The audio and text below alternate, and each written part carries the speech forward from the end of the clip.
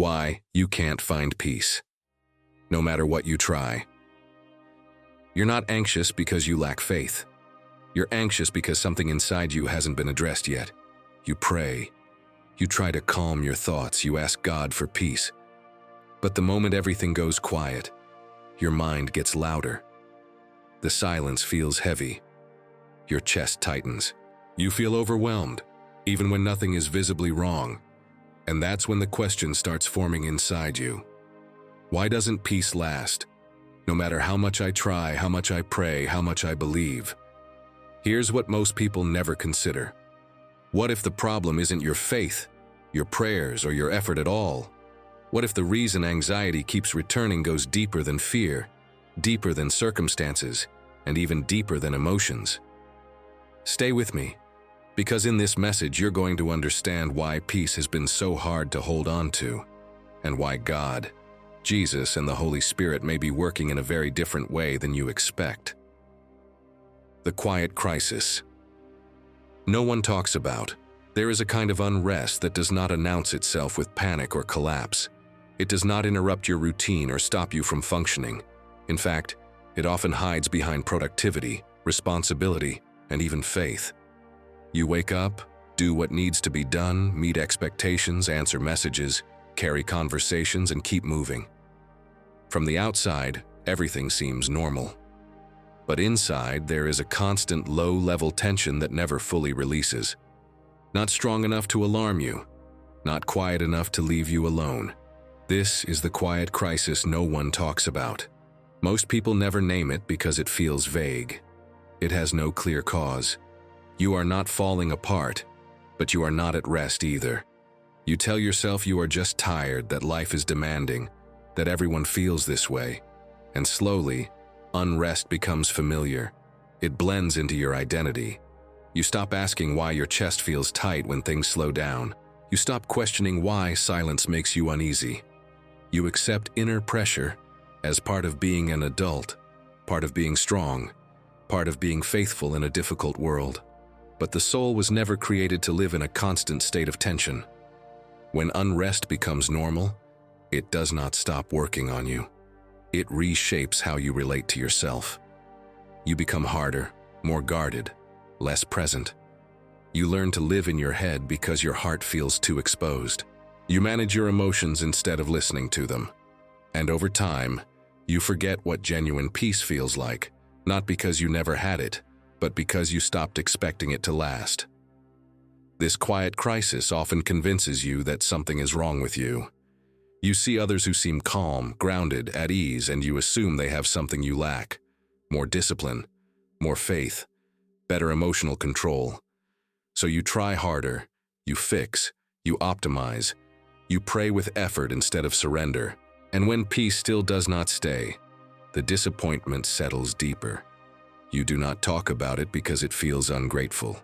You have blessings. You have reasons to be thankful. So you silence the unrest instead of understanding it. What makes this crisis so powerful is that it does not scream for attention. It whispers. It shows up in the way your mind keeps racing even when your body is still.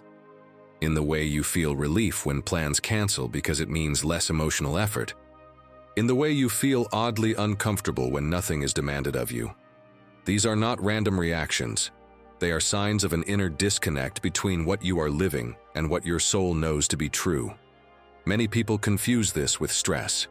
But stress comes and goes. This stays. Others call it anxiety. But anxiety usually points to fear.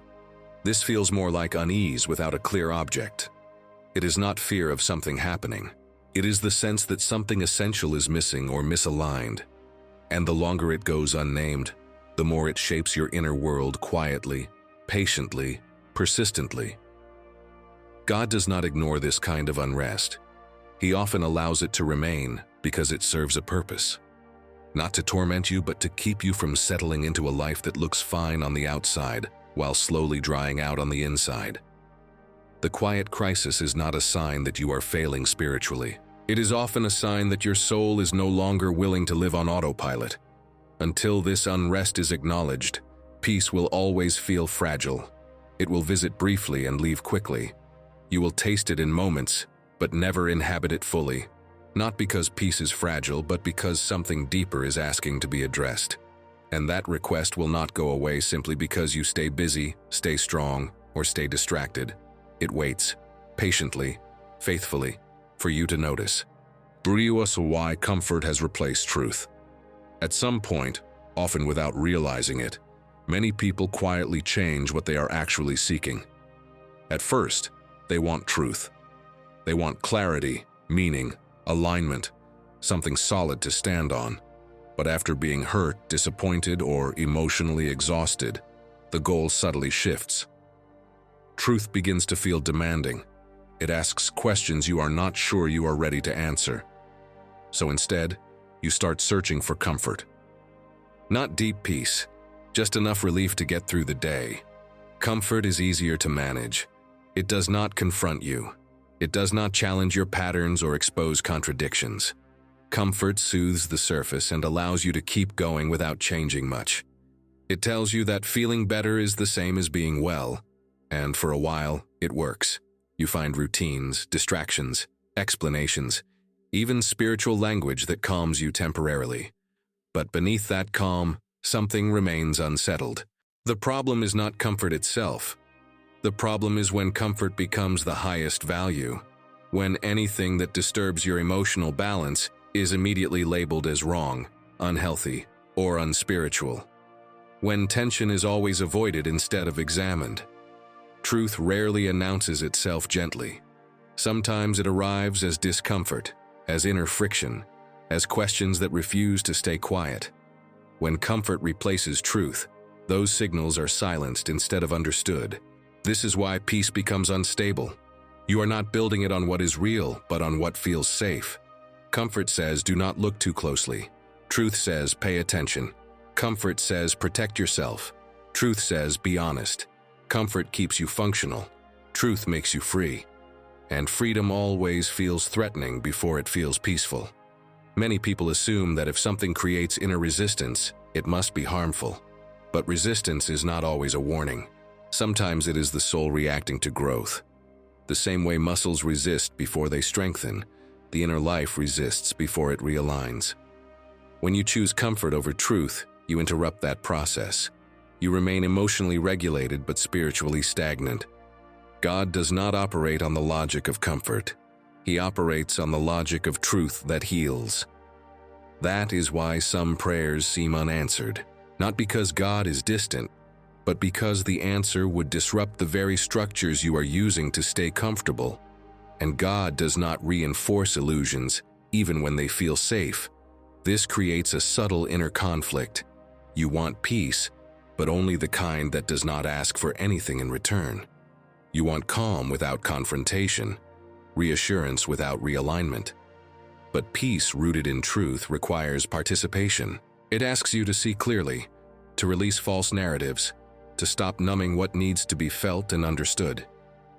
When peace keeps slipping away, it is often because truth has been postponed too many times. Not rejected outright, just delayed. But truth is patient. It does not force itself. It waits until the discomfort of avoidance becomes greater than the fear of facing it. That is the moment many people are in without realizing it. The unrest you feel is not an enemy. It is the result of living slightly out of alignment with what you already know deep down. Comfort keeps that knowledge at a distance. Truth invites it forward.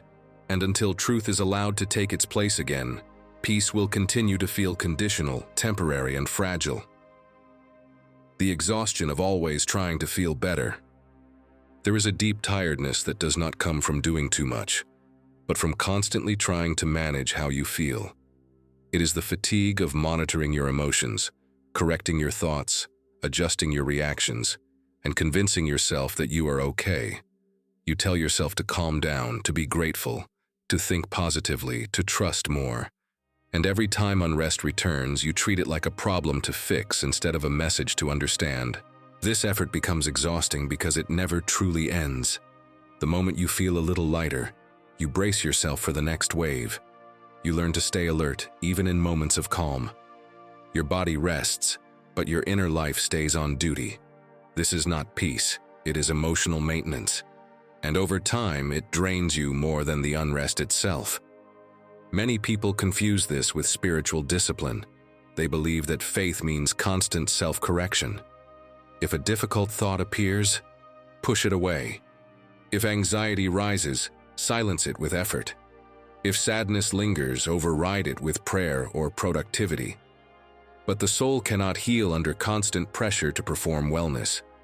When feeling better becomes a responsibility, rest becomes impossible. This is why silence feels threatening. When you stop doing, fixing, and managing, everything you have been holding at bay begins to surface. So you stay busy, you stay stimulated, you stay emotionally active, not because you enjoy it, but because slowing down feels like losing control. The exhaustion is not from life itself. It is from never allowing yourself to be fully honest about what you are carrying. God never asked you to manage your inner world alone.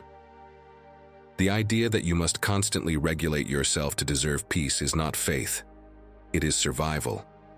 Faith is not about maintaining emotional order. It is about trust. And trust requires release. You cannot rest while trying to stay in control of everything you feel. When you are always trying to feel better, you stop listening. Discomfort becomes an interruption instead of information. Pain becomes a failure instead of a signal. And the soul grows tired of being silenced. That tiredness is what many people mistake for burnout or spiritual dryness, but often, it is the result of carrying emotional responsibility you were never meant to hold.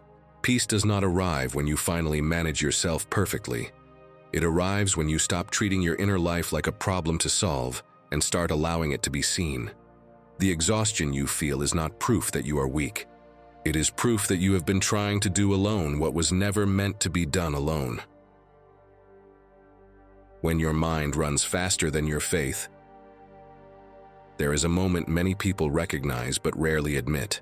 You believe in God, you trust His promises, you know the language of faith, yet your mind never seems to slow down enough to let that faith settle. Thoughts race ahead of reassurance. Scenarios multiply faster than peace. Even while you pray, part of your mind is already anticipating what could go wrong. This is not hypocrisy. It is the tension of a mind trained to survive in a world that rewards vigilance more than trust. The mind is powerful, but it was never meant to lead alone.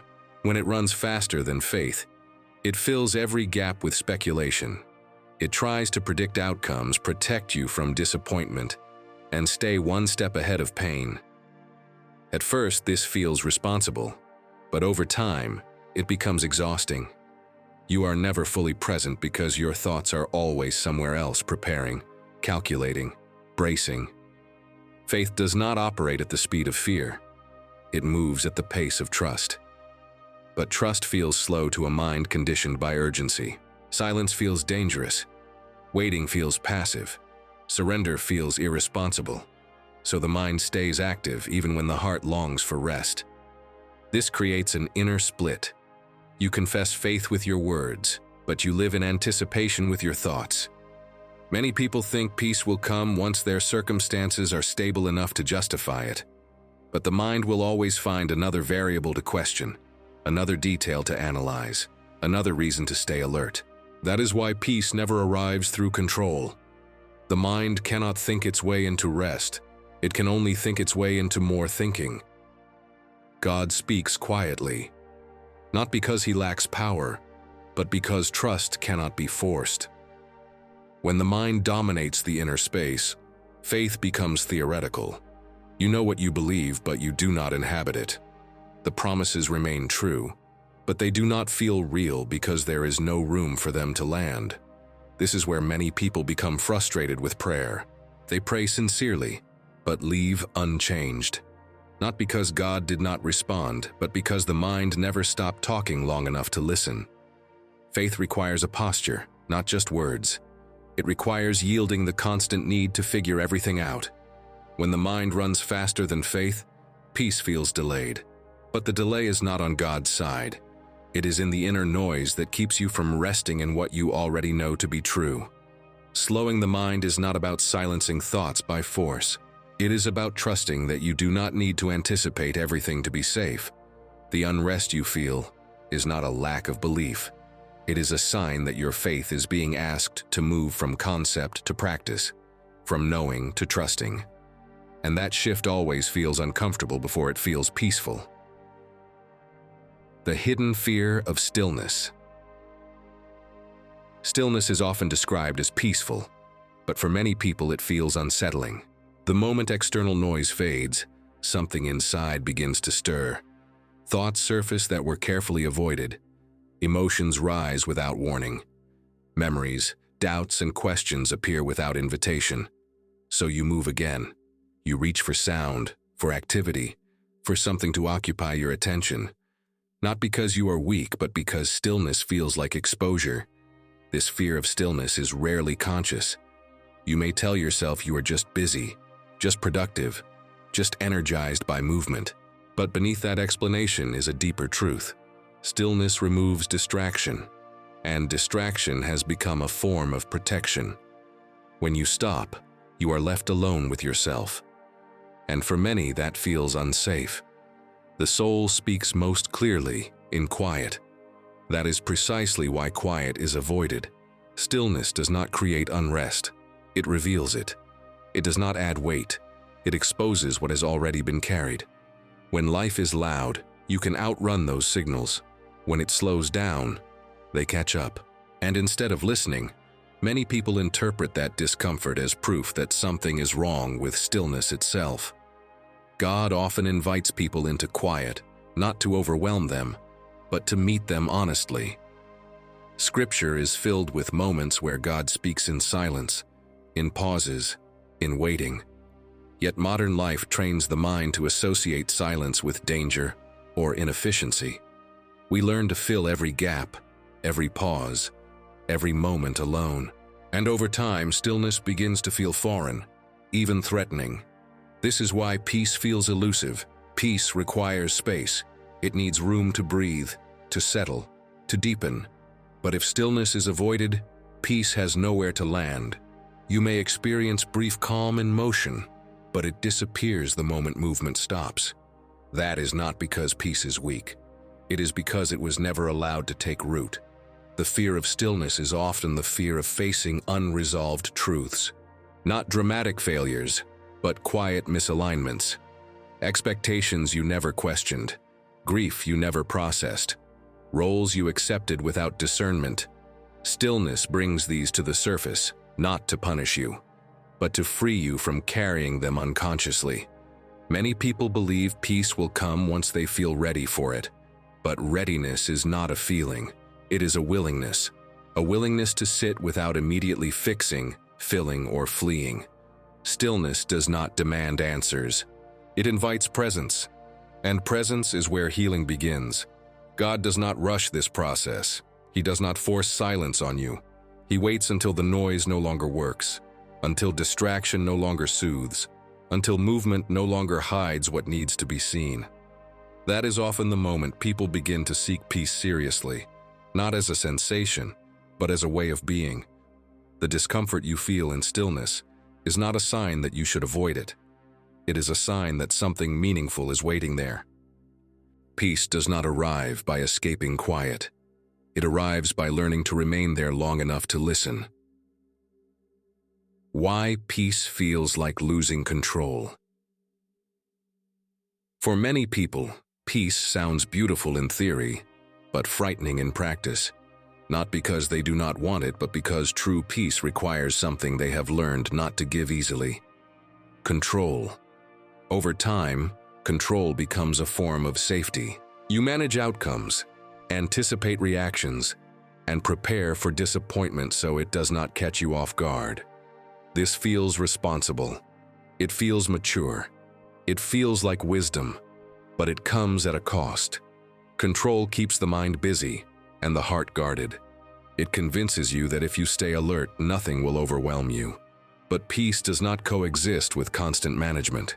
Peace begins where the need to control loosens, and that moment feels like risk to a system built on self-protection. This is why peace often feels uncomfortable at first. not because it is dangerous, but because it removes the familiar tension you have learned to rely on. When control softens, there is a brief sense of emptiness.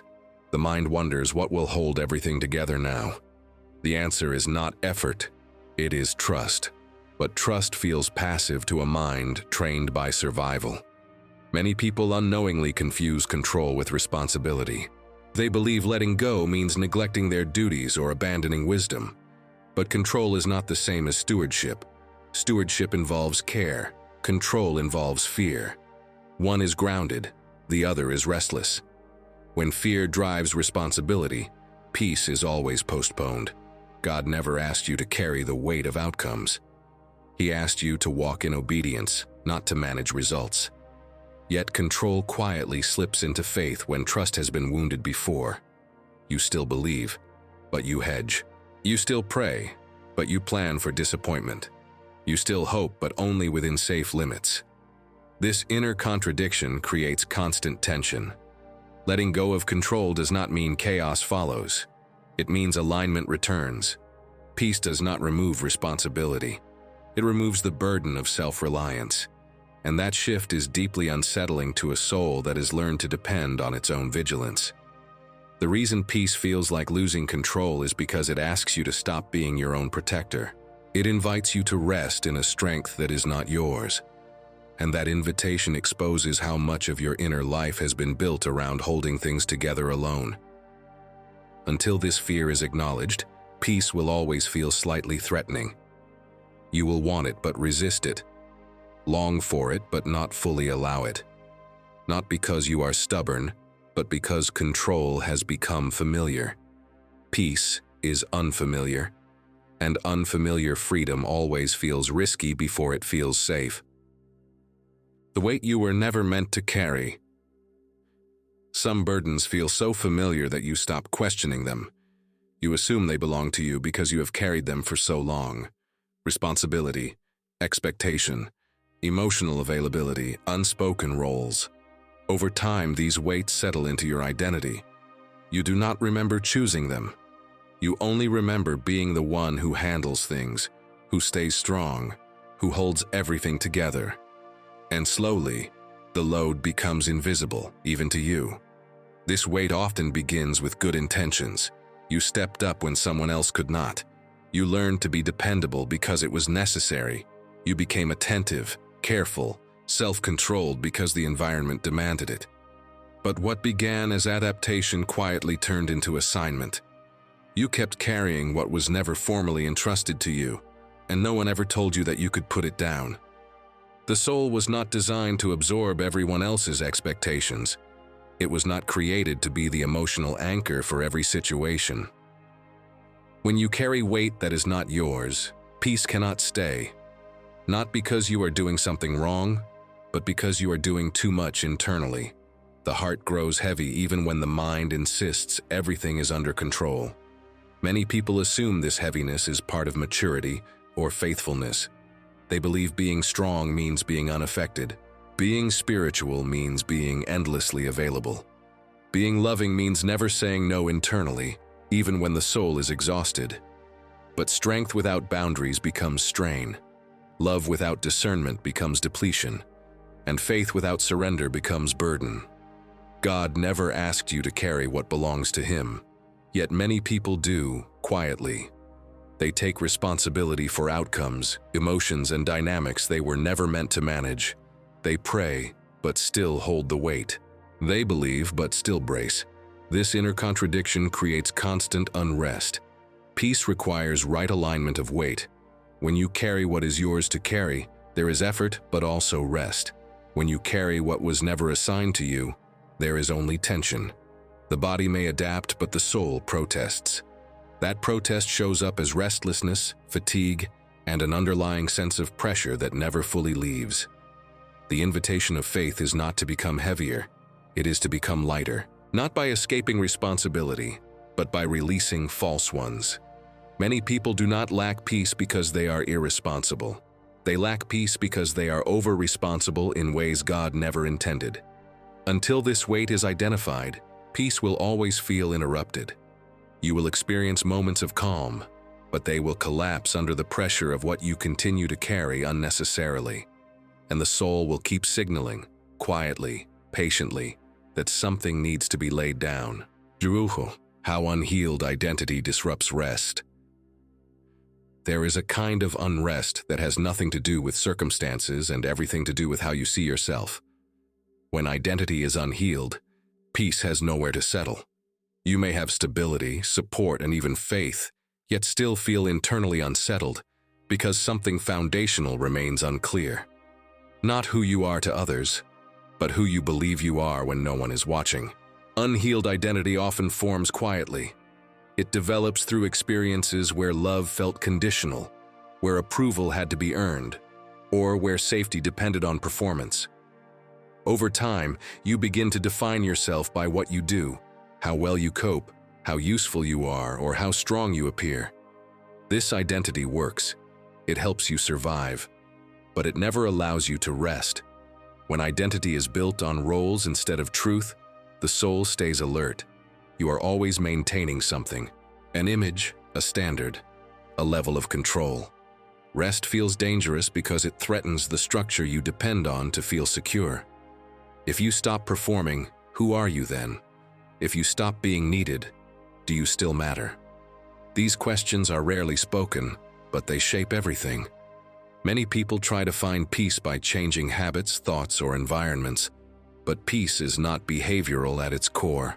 It is relational. It flows from knowing who you are and where you belong. When identity is unresolved, peace becomes conditional.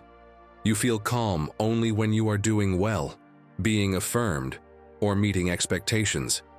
The moment those conditions change, unrest returns. God's view of you is stable. It does not fluctuate with performance, emotion, or season. But when your inner identity is still shaped by old wounds or false beliefs, that truth struggles to take root. You may intellectually believe you are loved, forgiven, and held, yet internally operate as if everything depends on you holding yourself together. This creates a constant internal strain. You are never fully at ease because part of you is always monitoring whether you are enough. Enough faith, enough strength, enough progress, enough control. The soul cannot rest while constantly evaluating itself.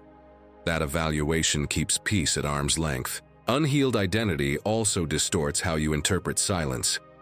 Quiet moments do not feel spacious, they feel empty. Without roles to occupy you, unresolved questions about worth surface. That is why stillness feels uncomfortable and why peace feels fleeting. The issue is not silence. It is the uncertainty it reveals. God does not heal identity by adding more labels or expectations. He heals it by restoring truth. You are not what you manage. You are not what you endure. You are not what others need you to be. Until this truth moves from concept to conviction, peace will remain fragile. The unrest you feel is not proof that something is wrong with you. It is often the sign that a false identity is losing its grip. And that loss feels destabilizing before it feels freeing. Peace does not arrive when you finally become someone better. It arrives when you allow yourself to be who you already are in God's eyes. The subtle difference between faith and survival mode. It is possible to believe in God and still live as if everything depends on you. From the outside, faith and survival mode can look almost identical. You pray. You make good decisions. You stay responsible. You do what needs to be done. But internally, the posture is different. Faith rests. Survival braces. Faith trusts. Survival prepares for impact. Survival mode usually begins as protection. You learned early that disappointment hurts, that stability can disappear, that people and circumstances are not always reliable. So you adapted. You stayed alert. You learned to anticipate problems before they arrived. You told yourself this was wisdom, and in many ways it was. It kept you functioning, it kept you moving forward. But what once protected you now quietly prevents rest. When survival mode becomes spiritualized, it is harder to recognize. You still use the language of faith, but the tone underneath is tension. You pray, but you also worry constantly. You trust God, but you also rehearse worst-case scenarios. You surrender in theory, but internally you stay ready to intervene. This creates a constant low-level anxiety that never fully resolves. The difference between faith and survival mode is not effort, it is posture. Survival mode is always slightly leaned forward, ready to react. Faith is grounded, present, and anchored. Survival mode asks, what if something goes wrong? Faith asks, who holds me if it does? One posture exhausts you, the other sustains you. Many people believe peace will come once life feels safe enough to justify it. But survival mode never declares things safe. It always finds another reason to stay alert, another detail to manage, another outcome to prepare for. That is why peace feels irresponsible to a survival-oriented mind. It feels like letting your guard down in a world that has already proven it can hurt you. God does not ask you to deny reality. He asks you to stop living as if you are alone in it. Survival mode assumes abandonment is always possible. Faith assumes presence even in uncertainty. That assumption changes everything internally, even when circumstances stay the same. When you live in survival mode, silence becomes threatening because there is nothing to manage. Stillness feels unsafe because it removes your sense of control. You may feel productive, capable, and strong, yet deeply tired. That tiredness is not from lack of discipline. It is from never allowing yourself to stop bracing. Peace cannot fully settle in a nervous system trained for survival. It feels foreign, suspicious, temporary. But peace is not fragile. It is patient.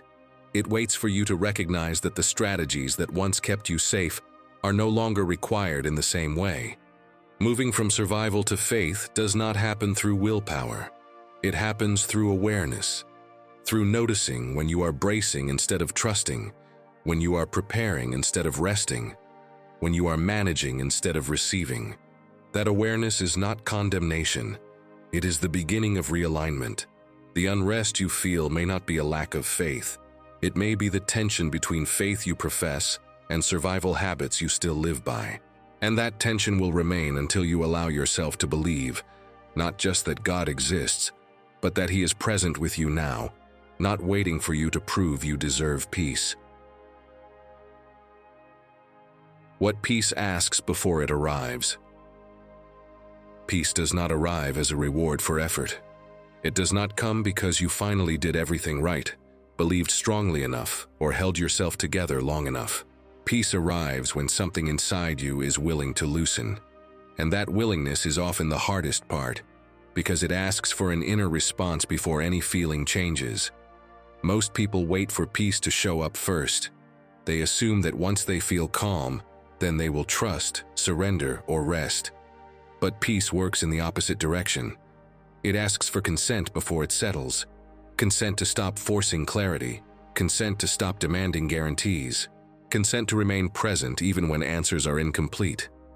This is where many people get stuck, not because they are unwilling to trust God, but because they are afraid of what trusting might cost them emotionally. Trust feels like exposure.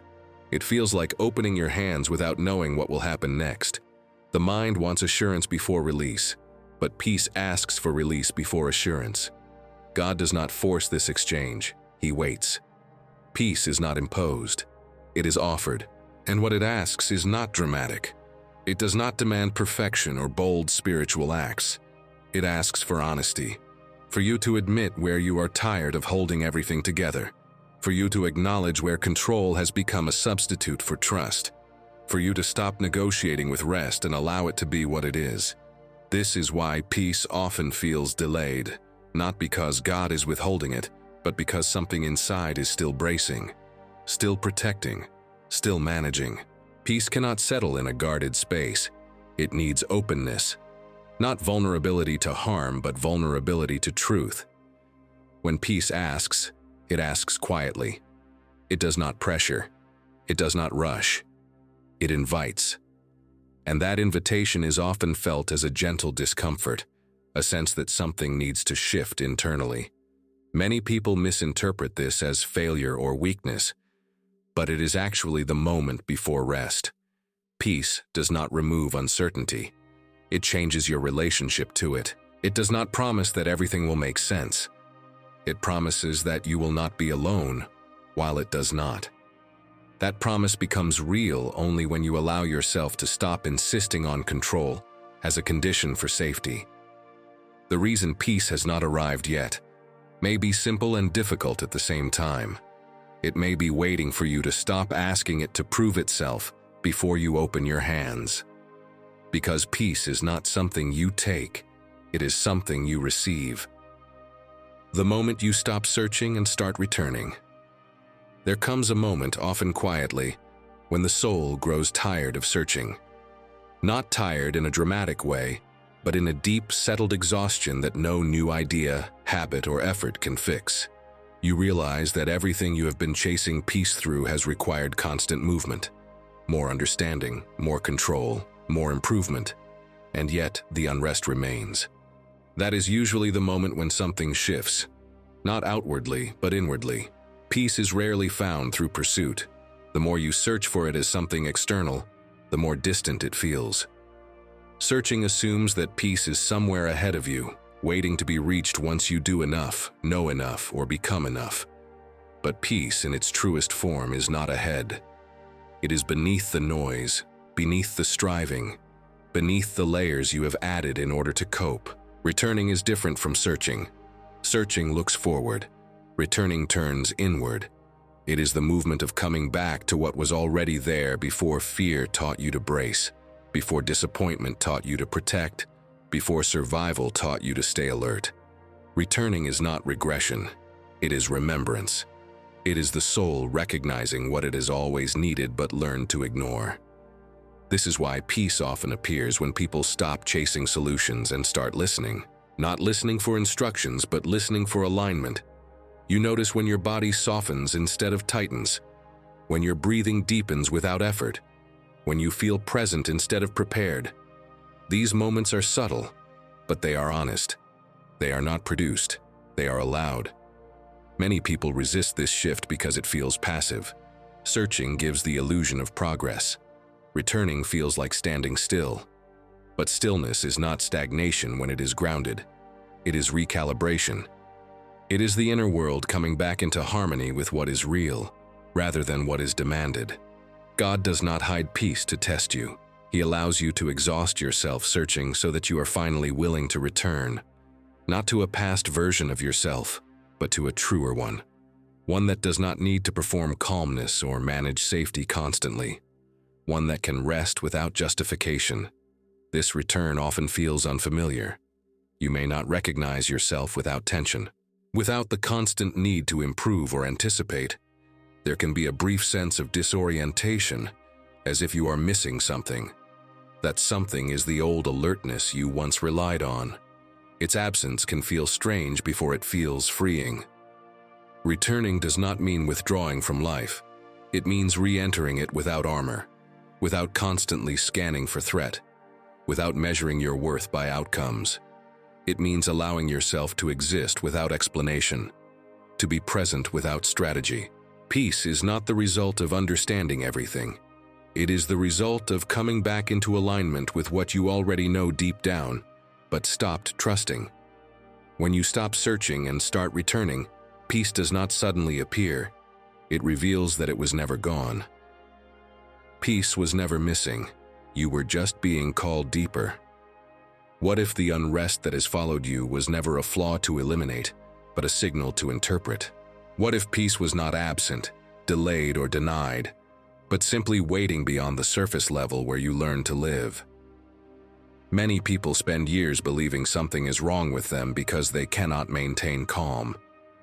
They assume they are failing spiritually, emotionally, or personally, but often the truth is very different. Peace was never meant to be shallow. It was never designed to sit on top of a life built on control, performance, and self-protection. It cannot coexist with constant bracing. It cannot remain where truth is avoided, where weight is misaligned, where identity is still negotiated through fear. When peace refuses to stay, it is not rejecting you. It is inviting you deeper, deeper than comfort, deeper than coping, deeper than strategies that once helped you survive but no longer allow you to rest. The soul matures when it stops mistaking tension for normal and exhaustion for responsibility. That maturation often begins with unrest, not to punish you, but to prevent you from settling into a version of life that looks stable while slowly eroding your inner world. God does not call people deeper by shouting. He calls them through holy dissatisfaction, through the quiet sense that something more honest, more grounded, more whole is possible. That sense does not come to people who are disconnected from themselves. It comes to those whose souls are awake enough to know that surface-level peace is not enough. Being called deeper means being invited into alignment. Alignment between belief and posture, between faith and nervous system, between trust and daily living. It means peace is no longer something you try to maintain, but something that emerges naturally when what you carry, how you see yourself, and how you relate to God are brought back into order. This depth does not require you to become someone else. It requires you to stop abandoning yourself internally, to stop overriding the signals of your soul, to stop treating rest as something you earn instead of something you receive. Peace grows where permission is given for honesty, surrender, and presence to coexist. Many people fear that going deeper will make life heavier. The opposite is true. Depth removes unnecessary weight. It clarifies what belongs to you and what does not. It replaces constant effort with grounded trust. It allows you to move through life without dragging fear behind every decision. The unrest you have felt was never proof of absence. It was proof of invitation. An invitation to move beyond managing symptoms and into understanding roots, beyond surviving faith and into lived trust, beyond knowing about peace and into inhabiting it. When peace finally settles, it does not announce itself dramatically. It feels quiet, spacious, stable. It does not eliminate challenges, but it changes how you meet them. You are no longer fighting for calm. You are resting in alignment. Peace was never missing. You were being called deeper all along.